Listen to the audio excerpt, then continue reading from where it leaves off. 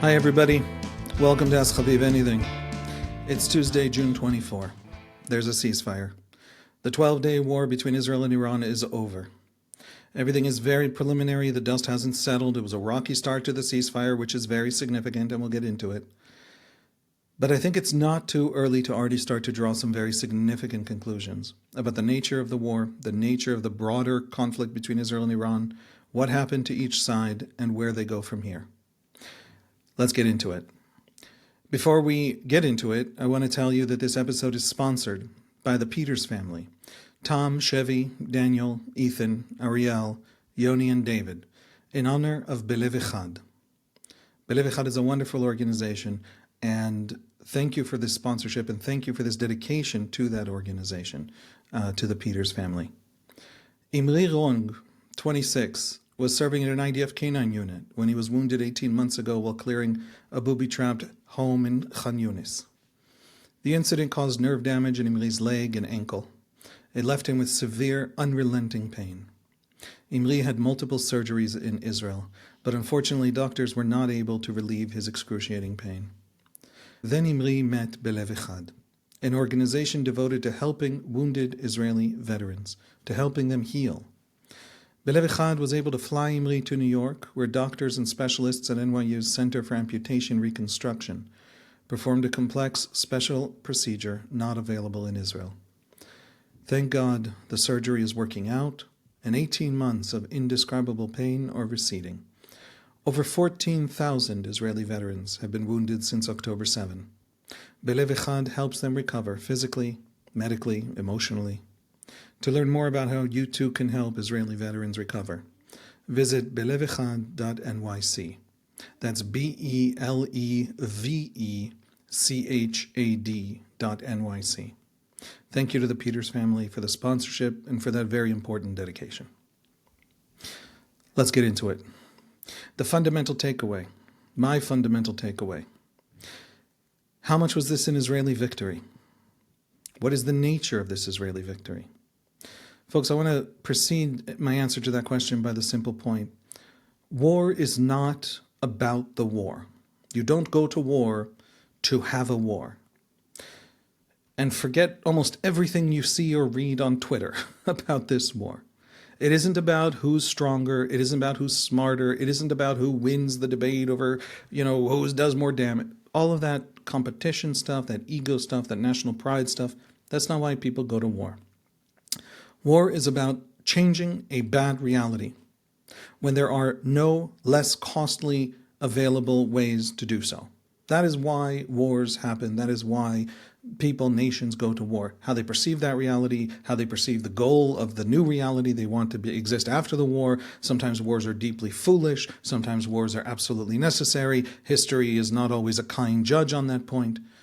The question that matters now is not, rah, rah, rah, I'm a patriotic Israeli. By the way, you have every right to be a patriotic Israeli, feeling good feelings after this war, because your compatriots demonstrated competence and capabilities that have rewritten the manual on intelligence, on wartime espionage, on air war, in ways that are absolutely unprecedented in the history of warfare and in the history of espionage. Be proud. But that pride is irrelevant to our question today. What did Israel want? Did it achieve what it wanted? What was Iran trying to prevent? What was Iran trying to preserve? Did it manage to? And what does that mean for both of them going forward? That's our question today. And in that regard, the fundamental thing you need to understand, in my view, is that this was a total and complete Israeli victory. And if you are not an Israeli friend of mine, you are rolling your eyes. And so I'm going to explain that I mean that in a very narrow and specific way. There is still some shred of a nuclear program in Iran. It might be a fairly significant shred. It might be a much tinier shred. Nobody fully, completely knows. It's possible that not the people in Iran in charge of that nuclear program are not yet fully aware of what actually survives underground in Fordo, of how much is still intact. Communication was severed in many places. Things were taken out that they're only now going to start doing damage control and finding out what was taken out. Now, it's not just that I don't know. It's not just that a lot of the pundits don't know. It's not just that a lot of Western intelligence agencies may not know. It's wholly possible that Iranian nuclear officials are not fully aware yet or fully competent to yet give answers to what still remains.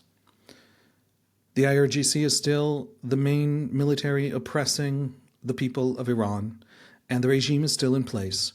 And there is no significant political force in Iran that is organized in a way that can actually launch any kind of rebellion against the regime. Israel still faces Iran across a gulf of 1,500 kilometers as mortal enemies. And yet this was an absolute and complete Israeli victory. And the reason I think that this was an absolute complete Israeli victory, other than the occasional accusation that I am prone to optimism, which I really apologize for. I don't know how a son of a rabbi ever became prone to optimism, but there it is that Iran has been made by Israel a proxy of itself. Now, what do I mean by that? I wrote some of these ideas on Twitter, and somebody responded with a beautiful encapsulation that's better than anything I wrote. And their sentence was, Iran has become what it hoped to turn Israel into, a state that can't act without fear of the sky. You know who lives like that now? Can't act without fear of the sky? Hezbollah.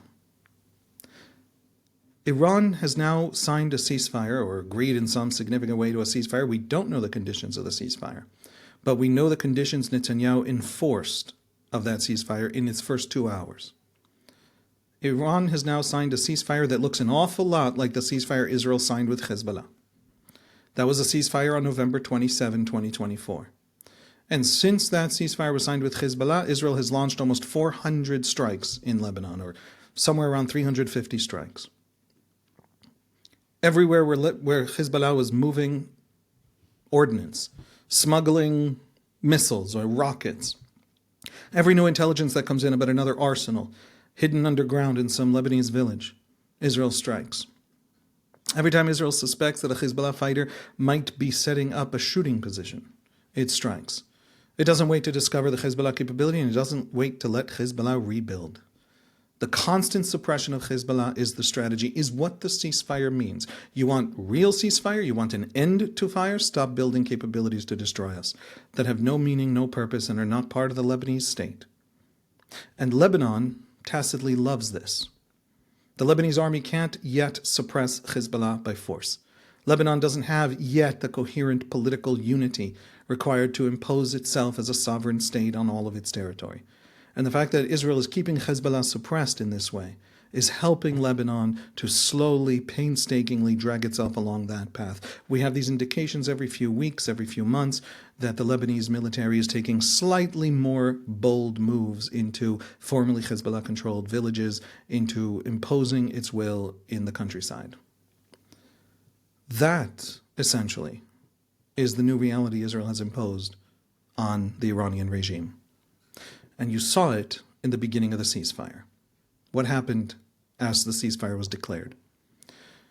The President of the United States, Donald Trump, met or spoke through intermediaries with the Iranians, spoke with the Israelis, and reached an agreement to launch a ceasefire at a certain hour. And in the hours before that ceasefire, as always happens in Middle Eastern wars with Israel, it was true of the Israel-Hezbollah war back in 2006. This is just standard practice in a world where a little bit of an egomaniacal culture dominates the question of the perception of war, where perception of victory is more important to a lot of the actors in this region than real meaningful victory on the ground. For the Israelis, this was the last chance to take out some IRGC installations and capabilities, and they took it. Massive air war in the last few hours. For the Iranians, it was the last chance to get another dead Israeli, to get one more picture of a broken building, so that they could blast it in Iran where internet is down, and the regime very carefully curates what people see, and the regime has claimed massive destruction in Tel Aviv, massive destruction, and huge numbers of Israelis fleeing the country. And it wanted those images.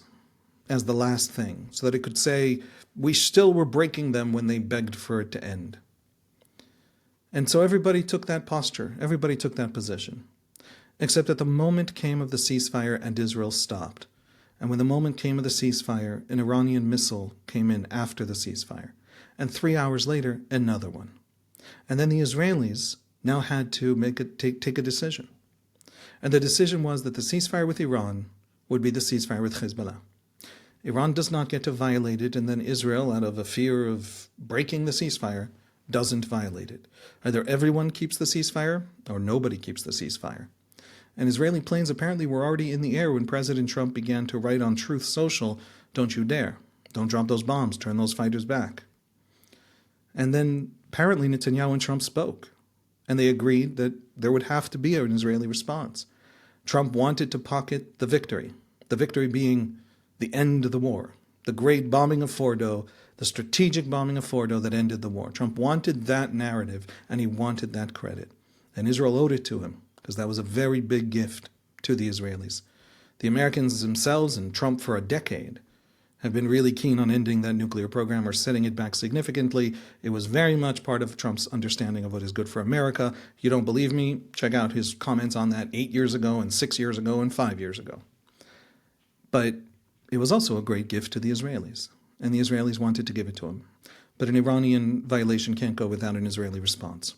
So Israel bombed a radar installation that was already unmanned. People had fled from it, or a lot of things right now in Iran are unmanned. Things are pretty chaotic. And everybody went home, and the ceasefire is in place. Going forward, when Trump's attention is elsewhere, not when his attention, he'll know about it, people will brief him, but when his political standing in America, within the conservative debate, isn't at stake, Israel will continue to suppress the Iranian nuclear program, the Iranian missile program, the Iranian proxy system, actively, everywhere, with every capability it has. And it just made that clear in the moments that the ceasefire began. This was a moment that wasn't about ending the ceasefire, breaking the ceasefire, it was about defining the ceasefire. And it was defined as essentially the Hezbollah ceasefire. Iran has become Hezbollah. It has no control over its skies, and it has an enemy that is going to continue to suppress the capabilities that threaten that enemy. Or consider Hamas, another proxy, not a Shia proxy, not under Iranian control, but supported and patronized by Iran. Hamas managed to pull off October 7 because of Yahya Sinwar, the leader in Gaza, because of his obsessive, pathological fear of Israeli intelligence that drove a compartmentalization that was absolutely hermetic and profoundly paranoid, and also absolutely correct. Something none of us understood until we saw the Israeli war with Hezbollah last fall, where we began to understand just how deeply Israel had infiltrated Hezbollah, where we began to see how much Israel could chase Hezbollah leaders, not in the first wave of decapitation assassination strikes, but a month later, when they were in their just deepest hidden hideaways. We knew all of it, and we knew where they were in real time, and we could take them out. That Israeli intelligence penetration was fully on display in the last 12 days to an extent Iran had never imagined, could not comprehend. And so now, going forward, we have to assume it's going to adopt Hamas-scale, Hamas-style compartmentalization. And here's the thing. Because of that compartmentalization, Sinwar could never tell Hezbollah about October 7. He took training, he took funding, he took, from the Palestine Corps of the Quds Force of the Revolutionary Guard Corps. They got a lot of support. There was a general understanding they were planning something. But they couldn't tell Hezbollah it's happening because they were afraid that Hezbollah was penetrated by Israeli intelligence. They couldn't tell the Iranians. They couldn't even tell Hamas leaders in Doha. And that massively limited the actual operation they could pull off. Imagine in October 7, but 6 times bigger, because Hezbollah's Red 1 force in the north launched the same operation it had already trained for across Israel's northern towns and cities. That was the goal. That was the great strategic plan. That's what Sinwar hoped would be triggered when he carried out October 7. But compartmentalization prevented that. shrank down their capacity for producing a massive strategic event. What Iran will build going forward, compartmentalized against Israeli intelligence, now that they understand the capabilities of Israeli intelligence, will necessarily be an order of magnitude smaller for that fear. An Iran that can do smaller things only. An Iran that must watch the skies. An Iran that knows that the Israelis see it as just another Hezbollah. An Iran that once built Hezbollah as its faraway shield, faraway sword, its puppet, its little thing out there that will take the blows of Israel and beat Israel at great sacrifice to itself and never allow the blows to come to Iran. Iran invented Hezbollah, what Hezbollah became. And now Iran has become Hezbollah. And that's the great Israeli victory. Can Iran pull out of this moment? Can Iran, over the next 10 years, rebuild institutionally, and then rebuild capacities and rebuild installations and rebuild factories? Dig deeper under the mountains and build a new nuclear program, smaller, but the knowledge is already there? Yeah, of course it can. China's going to help it with the ballistic missiles, we have to assume. But it'll all be smaller, and it'll all be more fearful and more compartmentalized. And that's not a bad thing. That's the Israeli victory. And as I began to contemplate that after the announcement of the ceasefire, I realized, I started to imagine what it must feel like to be the Mossad planners back in Israel, back at headquarters, coming to the office this morning, getting coffee at the coffee machine, knowing that they'd done it, knowing that they'd pulled off a series of covert operations unprecedented in the history of espionage and war. What were they thinking? I wondered. And then I realized I knew what they were thinking. Every Israeli knows what they're thinking. They're already knee-deep in the next operation because nothing has been resolved. The ball was kicked a very long way down the court. But it's still the same game, and it's still the same court, and it's still the same enemy. The challenge is still the same challenge. And so a lot ended, and nothing ended. And now we have to start to look at what Iran lost, what it needs to piece back together, how the Israelis are going to respond, and I think that's going to give us a sense of where things are after the war. Let's go through that quickly. And then I want to say one last thing about the Iranian people and about Israel's next priority, which I think is Gaza. What did Iran lose? What will it try to rebuild? As I said, war is won or lost based on the reality that exists in its wake, based on how things look afterwards, how closely it matches the goals of one side or the other. Sometimes no side wins outright. Sometimes one side wins outright even if it lost many of the battles. The National Liberation Front of Algeria lost every battle it ever engaged in with the French army. And in 1962, all the French state packed up and left with 1 million French citizens. The FLN won the war, even after losing every battle. A war is won or lost based on the prevailing conditions that exist when it's over. In that sense, I don't know how you can reach a conclusion other than that this was a smashing, extraordinary, and historic success. And I'm going to lay that out. There are, I should say, limits to our knowledge. Okay? For example, after the U.S. bombing of Fordo in June 21, Israel followed up with strikes in and around the site. In other words, the U.S. B-2 bombers with its massive ordnance penetrators hit the site, and then the Israeli Air Force came in and hit the site a few more times. And that triggered a big debate about why, what was going on. It looks like it was about burying the remnants of the facility beyond the easy reach of the regime sort of repair crews, right? So not only was Fordo smashed from within by the bunker busters, but also all the paths leading into that mountain, entrances, leading into the entrances themselves were caved in by the secondary Israeli airstrikes. But that itself triggered a debate. Was this a sign that the Fordo bombing had failed, and now the Israelis, to make up for the fact that a great deal of Fordo was still intact because the bunker busters had only done 30% of the work? Remember, this is the first ever deployment in real time, in real combat, of those MOP bombs. Does that mean that they only took out 30% of what's in Fordo, and the Israelis, to actually seal the deal or do the best they could with what was left to them, because the Americans weren't going to come in for a second round, that the Israelis then bombed everything they could to further reduce the access to what remains intact in Fordo. But in fact, a month of digging at the site and the Iranians will have half of what they always had, half of what they had before. Maybe it's a sign of Fordo's failure. And maybe it's the opposite. Maybe some of the things that would naturally remain in Fordo would be the enriched uranium. And that could still be brought out even if the Fordo bombing was a perfect success. And what the Israelis were doing was just adding another month, another period, another expense to the rehabilitation of the program. Maybe it was just the cherry on top of a massively successful strike. Nobody really knows. Nobody knows if it's a signal of success or failure. In fact, as I said, I'm not sure anyone in Iran knows. And I kind of cleave to the old adage you often hear in Israel that if you know, you're not saying, and if you say with great confidence, you probably don't know. Israel had 3 goals in the war: the nuclear project, the ballistic missile arsenal, and the proxy system.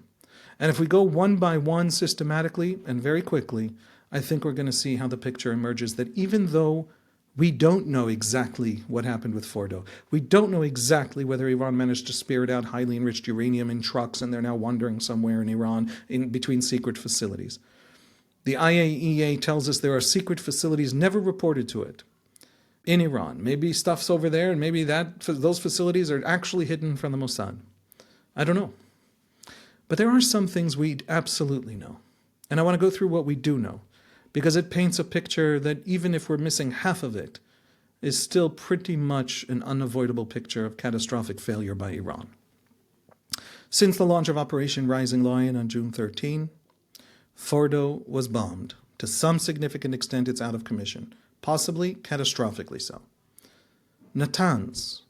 At Natanz, there's a primary uranium enrichment facility that was apparently almost entirely destroyed. Near Isfahan, there is a centrifuge workshop used for uranium enrichment, massively destroyed, demolished, visible from the air, a lot of that damage. Not only that, but there are sort of tertiary sites around these facilities where some stuff is hidden away underneath mountains so that when the bombing comes to the facilities, that stuff survives. A lot of those places were bombed. All of them? Do we know about all of them? Did they bomb all? We don't know. But we know that they also bombed those kinds of facilities around the main facilities everybody knows about. And in Tehran itself, there are all kinds of locations where nuclear research was taking place that were destroyed. Now, that's a lot. That's a lot of the core, based on all the IAEA reports we know about, based on everything everybody knows. That is a significant part of the system. Is there a secret 20% locked away somewhere? Maybe. But even if that's true, then we got 2/3 of the program, maybe 75%. And that's a lot. The missile program. Netanyahu and many others have pointed out that Iran has missiles, by the way, named after a massacre of Jews, Haibal, which is when Muhammad met Jewish tribes in a fortified oasis north of Medina in the Arabian Peninsula, and with his followers, disciples, believers, massacred them. It is not accidental that Iran named its most powerful missile, carrying a 1.5-ton warhead. Both that's its weight, but it's also probably roughly its explosive capacity, 1.5 tons worth of TNT in explosive power. That 1.5-ton warhead is named Haibal. It's named for Muhammad's massacre of Jews. That's the ballistic missile with range to hit Israel, and that's a ballistic missile with the explosive capacity to bring down buildings in Israel. Netanyahu has said at the beginning of this war, as part of the explanation for why the war was necessary, that Iran was massively ratcheting up its construction of factories that can produce the missiles that can deliver these massive warheads into Israeli cities. And they were planning to reach the capacity to build 500 a month, which in 3 years would almost reach 20,000. Now, an arsenal of 20,000 of these, an arsenal of 10,000 of these, let's cut that number in half. If you have 250 produced a month, And over the course of just a little less than 3 years, 10,000 of these missiles are produced. That would be enough to overwhelm. Let's say you launch 500 a day at Israel. Let's say you have a launcher problem and you launch 200 a day at Israel. That would be enough within a few days, a very few days, 4 days, 5 days, to overwhelm Israel's stockpile of arrow interceptors. Many would, by the way, get through. It's much harder to shoot down a ballistic missile traveling very fast over 1,500 kilometers than it is to shoot down a simpler rocket coming in from Gaza or Lebanon. The arrow system has to do a much tougher job. It's harder to intercept. The faster speed means you have to be more accurate, and many more get through. It has to do a much more difficult job than the Iron Dome system. And the percentages were much lower in the last 12 days of what could be stopped of those ballistic missiles. Not all of them the size of this Karamshar missile, but nevertheless, ballistic missiles are much harder to stop. Israel, by the way, did deliver the highest percentage in the history of Israeli missile defense, which by definition is the highest percentage in the history of missile defense generally. It's improving, but a great many still got through. If Iran begins to launch that kind of attack, over the course of a month, let's say 10,000 can reach Israel. Or in 6 weeks, 10,000 can reach Israel. 10,000 1.5-ton warheads, 1.5 tons in explosive power, is 15 kilotons of TNT in explosive power. 15 kilotons of TNT in explosive power is Hiroshima. That's the danger. That the mass production of what Iran already has the ability to produce at a smaller scale would basically be the ballistic missile equivalent of a nuclear program. And that's foundational and central to this war. Israel spent as much time bombing those facilities and those production facilities and launchers and launch sites, whether it's in Ahvaz or elsewhere, as it spent on the nuclear program. Iran at the beginning of the war had an estimated 3,000 ballistic missiles of all sizes, not all of them the big one, capable of reaching Israel. It now has less than 500. That is the Israeli estimate. How accurate is that? It's way beyond my pay grade to know. Massive strikes on storage facilities all over the country. And Netanyahu said at the beginning of the war that Iran was working to upgrade production so that it could go from what it is right now, which I think slightly optimistic estimates, but nevertheless probably the best estimates we have are it can produce 50 a month. It was trying to ratchet that up massively to 500 a month. And that has been utterly degraded and has to be basically rebuilt from scratch. The knowledge of how to build these missiles exists. There are hundreds in storage, but they're not enough to cause a strategic threat to Israel in the foreseeable future, and it has to be rebuilt literally from the factory floor on up. That's a huge change in the strategic situation of Israel. It didn't just target the Karamshars, the Khaybar missiles, the Qiyam ones, the Fatahs, which are the hypersonics, which aren't quite what the West calls hypersonics, but for Iran, they're hypersonics. All of these facilities were heavily damaged, entry points, silo openings, massive amounts of damage. An IRGC missile launch site in Tabriz was destroyed, another one in Kermanshah was destroyed, tremendous damage. The decapitation of the leadership. Folks, Hussein Salami, commander of the Islamic Revolutionary Guard Corps, was killed. His replacement, 4 days later, was killed. The chief of staff of the Iranian army, the regular army. Iran has 2 massive armies. One is the regular army that works for the government like any other state, and one serves at the pleasure of the supreme leader, of the dictator.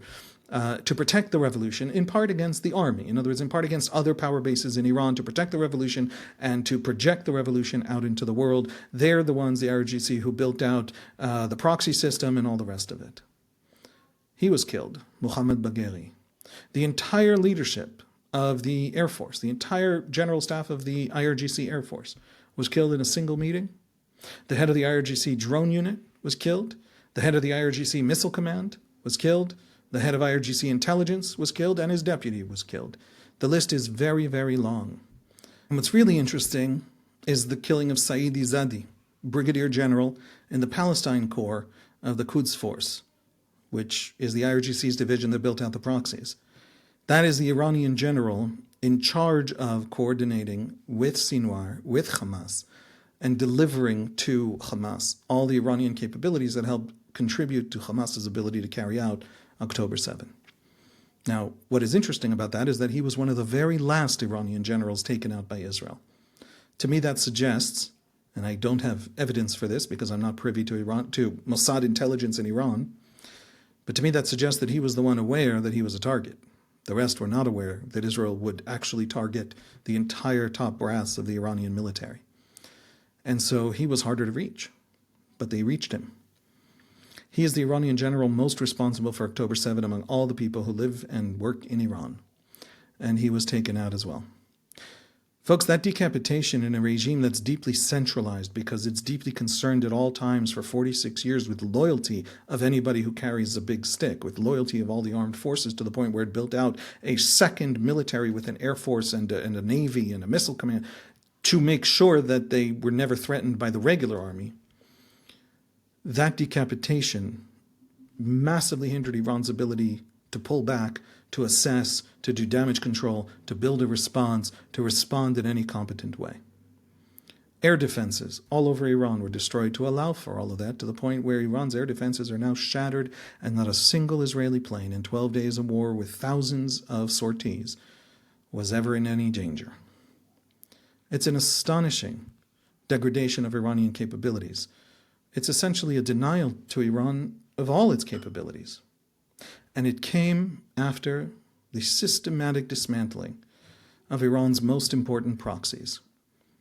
Obviously, the main one, the number one, the most important is Hezbollah. That's really important. Hezbollah was Iran's deployable crack force. Hezbollah helped the Houthis of Yemen to develop missile capabilities. Hezbollah was sent by Iran to Syria to help defend Assad and help keep Assad in power when he was threatened by Sunni militias in the civil war 10 years ago and more. Hezbollah had the Redwan force, the most elite force of that organization, that Iran was deploying as its crack troops all over the region. And Hezbollah was supposed to be Iran's shield and Iran's sword. But it became its albatross. The proxies in Syria, in Iraq, in Yemen, Hamas itself, a Sunni organization with its own agenda, doesn't take orders from Iran, but nevertheless was embedded in that proxy system, took money, took help.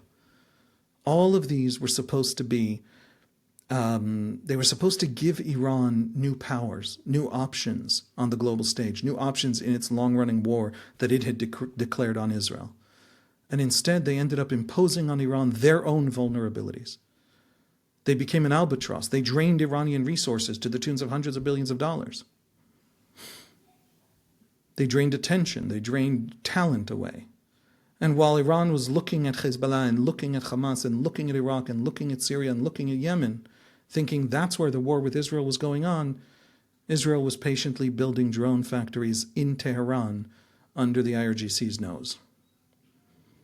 It was an albatross, and it transformed Iran not into a power-wielding proxies, but into basically the strategic situation of the proxies themselves. The weaknesses of the proxies themselves were imposed on Iran by the Israelis.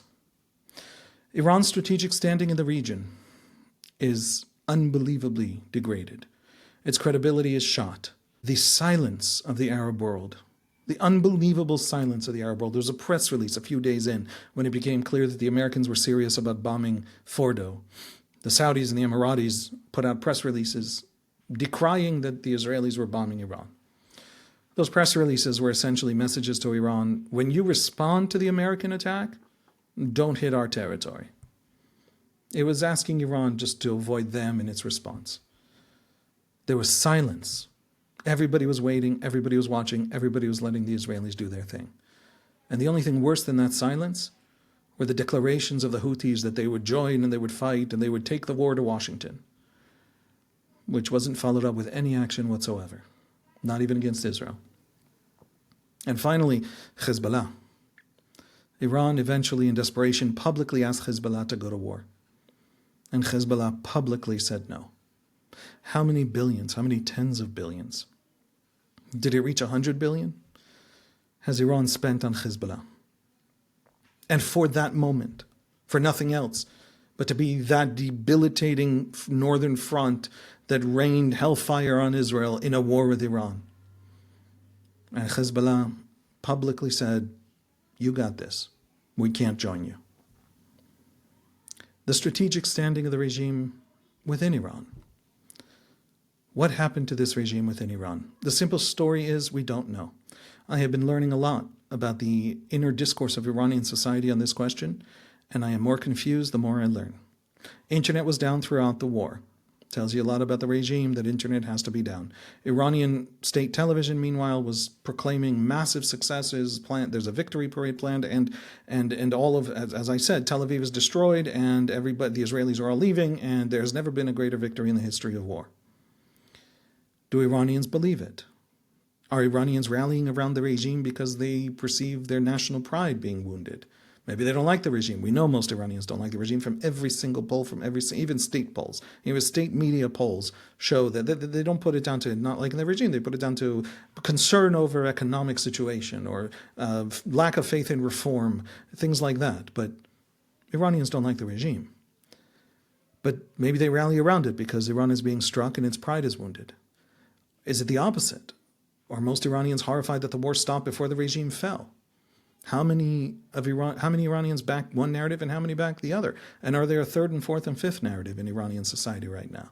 And the simple answer is it's too soon to tell, and we might never fully understand or know. I don't know of serious research that is being conducted right now to tell us, but if it happens, I will be sure to bring it here. In the end, this is not the downfall of the regime. That wasn't an Israeli goal. Israel is a tiny country with a population of Austria. We've talked about this already. It did not think it was capable of regime change 1,500 kilometers away in a country 9 times its size in population and 60 times its size in geographically. But it did reveal the chink in the armor. It revealed that the regime can't deliver the great religious redemption story, the narrative of dignity that it was selling for so many years and that justified among its supporters all of its brutalities and injustices. The regime's own story of itself. This is also something we mentioned. It isn't the end of the regime, but I think it's not too much to hope that it is the beginning of the end, at least of its pretense that it deserves to rule by virtue of those great religious promises and the promises of great victory and ascendant Shia power in the region. Nobody can take those promises seriously anymore. And so the regime now has to explain itself in a way it didn't before, or didn't feel it had to before. Is that the beginning? Is that the beginning of a 10-year arc of the building up of opposition that maybe forces so much reform that the regime is a different regime in 10 years without a great revolution? I don't know, but I'm going to be watching very closely because a lot will depend on that long arc. Incidentally, not unrelated, we already see reports a few hours after the ceasefire was declared of mass arrests already being undertaken by the Basij, by the police, by the Interior Ministry, by the IRGC in the streets of many Iranian cities. Folks, Iran absorbed all of that damage, all of that degradation. It's not going to rebuild anytime soon. It's been cut down to size by an enemy with 1/9 the population.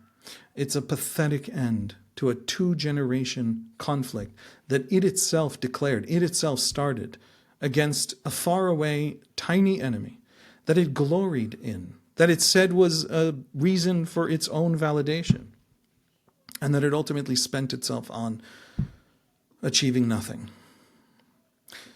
We were woken up early this morning by sirens once again.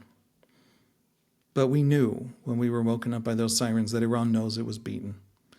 That the missiles that were coming in were the petty face-saving of a humiliated tyrant. We knew that the regime had lost its expensive, vast proxy armies. We knew that nearly all of its nuclear program was shattered. We knew that its credibility and capacity to instill fear were so far a thing of the past, with the exception of among Iran's own people. It will take them years to rebuild. It may take decades. The only way to do it faster than that would be to negotiate an end to sanctions. And the only way to get an end to sanctions means an end to enrichment, at least as long as President Trump is in office. I hope, I believe, that's what they're saying in the United States. No one, ironically, is in a hurry to give Iran an end to sanctions for very prosaic reasons. Iranian oil isn't on the market, except selling under market prices to China. And America is now a major energy exporter. And there's sanctions on Iran and sanctions on Russia that allow America to dominate the market. Well, why would America want Iranian oil back on the market? It's going to let Iran's regime huff and puff for a few years. Iran, similarly, for the same kind of prosaic geopolitics, tried to launch its long-standing plan that it had publicly threatened to do 1,000 times to block the Straits of Hormuz, where 20% of the world's oil passes in the Persian Gulf, as a punishment for the American bombing. But then China told them not to, because China can't afford right now, economically, a massive spike in global oil prices. The Ayatollah's regime is a shadow of its former self. It's limping away from an unbroken chain of humiliating defeats. And my children slept tonight in a bomb shelter last night. They're not going to sleep tonight in that bomb shelter. But even when they were in that bomb shelter, those sirens this morning, they didn't wake them. They woke me, but they didn't wake the kids. They're used to it. They know they're in the bomb shelter. They know we protect them. And now the regime's only victims, as always, are the people of Iran. We can't help them. But maybe that's beginning to end. Maybe, shorn of its excuses, that too is something that's going to change. Finally, it's now time to win and rebuild in Gaza. What we do there now will determine a lot of how much of this success we can pocket for the future. We've reached a point in Gaza where over the last 12 days of war in Iran, when nobody was paying attention, Hamas has continued the hunting, the torturing, the murdering in broad daylight, and the filming, and then itself spreading the videos of ordinary Palestinians it accuses of collaborating with the Israeli aid effort through the Gaza Humanitarian Foundation, this American organization that the Israelis are heavily invested in, to push aid into Gaza without Hamas. Hamas is desperate for this aid effort to fail. And the Israelis, in my view, are nowhere near as invested in this aid effort succeeding. There has to be now, it's doing a lot. It's doing a lot against a Hamas that has massacred its own workers. It's doing a lot with the army terribly afraid of letting soldiers distribute aid because the population is still very much penetrated by Hamas, and they would kill those soldiers that they encounter. A lot of friction between soldiers and civilians in Gaza would lose many soldiers' lives. But here's the thing: building out an aid system that bypasses Hamas is now the path to victory. It's how we get there. It's how Hamas is finally crushed. It's lost its last backer willing to fight, able to fight. It still has Qatar spending money, but it's lost its fundamental capacity to say others will endanger Israel for us. Let's take away from them also the aid by rushing massive amounts of aid. There needs to be a refocus on that. And that needs to be the platform for getting our people out. Bringing that war to a close by pushing that aid, by getting out of Hamas and understanding that their options are growing fewer and fewer, by giving them their survival outside of Gaza, if not in it, by ending the war in exchange for the hostages and having a new dawn for Gaza and a new rebuilding for Gaza. That needs to be the priority now. Do I know how to do that? Does that mean I know how to de-radicalize Gazans? Does that mean that the feelings that Gazans want to kill us all are going to go away from Israeli society? Or their conviction that we're coming for them and this is all or nothing, the kind of war that Hamas has spent its entire existence trying to create? I have no idea how to solve all those problems. But our attention now has to turn to Gaza. It is now safer for us to take risks in Gaza than it ever was before. And we can't screw this one up. We can't screw the aid up. We can't take aid away from where Hamas can reach it and have the result be Gazans starving. So it's time to win in Gaza, to rebuild in Gaza. I know that sounds cheap. That's the task. Let's refocus there. Let's get it done. Thank you for joining me. maybe one of the most interesting things that we've seen the last 12 days are the nature of our strengths. I've been arguing for 20 months that Israel is unbelievably strong. And again, I've been accused of being an optimist, making people feel good. But that was analytical. I thought our Air Force could do about a quarter of what it actually ended up being able to do. And I was considered way out ahead optimistic. I was not optimistic. I know what they can do. And what the Mossad was capable of, we've seen it. As I said in the last episode, all of this was telegraphed ahead of time. Every capability the Air Force and the Mossad showed in Iran, it had already showed in Lebanon, it had already showed in Yemen. Iran should have noticed. I noticed. But all these strengths have to be cultivated.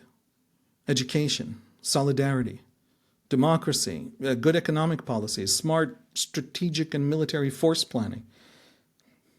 We need to invest in that. Our policies don't always invest in that. A lot of government systems, a lot of political campaigns, they don't focus on solidarity. We can afford to fall apart as a people into angry, grudge-filled camps across the battlements of a culture war, much, much less than the Americans can afford it or than the British can afford it. We need to understand those strengths and we need to double down on them. Some happy little pablum to end 12 days of war. Israel did it. It's not the end of anything. It's the beginning of a new version of it. But fundamentally, Israel accomplished what it needed to accomplish. Thank you for joining me.